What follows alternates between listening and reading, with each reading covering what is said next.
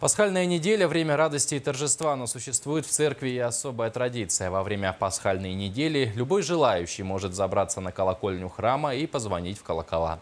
Есть в этом деле и свои профессионалы. Одиннадцатиклассница Анна Горбенко прошлым летом на каникулах прошла специальные курсы и после возвращения стала главным звонарем Ленского храма. Что это за призвание в колокола звонить, расскажут наши коллеги. Анна уже давно является прихожанкой Ленского храма, но просто посещать службы и молиться ей было мало. Говорит, хотелось сделать что-то особенное. До Анны в Ленске не было профессионального звонаря. 20 лет в колокола звонила прихожанка Лариса, но сейчас ей стало трудно забираться на колокольню.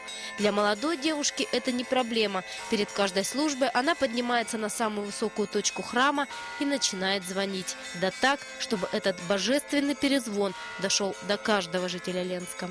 Маленькими колокольчиками я играю 16 долями, средними 4 и 8, а самыми большими целыми или половинными.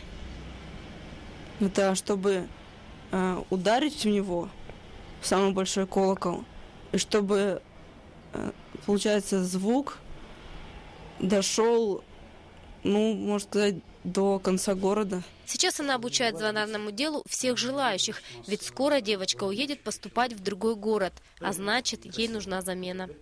Сама девочка очень одаренная, у нее такое есть дарование очень хорошее, она очень хорошо рисует. Я надеюсь, что, может быть, она когда-нибудь станет иконописцем, если выучится, дай бог. Нелегкая задача звонаря в том и состоит – услышать каждый колокол. У Анны это получается, хотя музыкального образования у нее нет. Но девочка признается, она играет не руками, душой.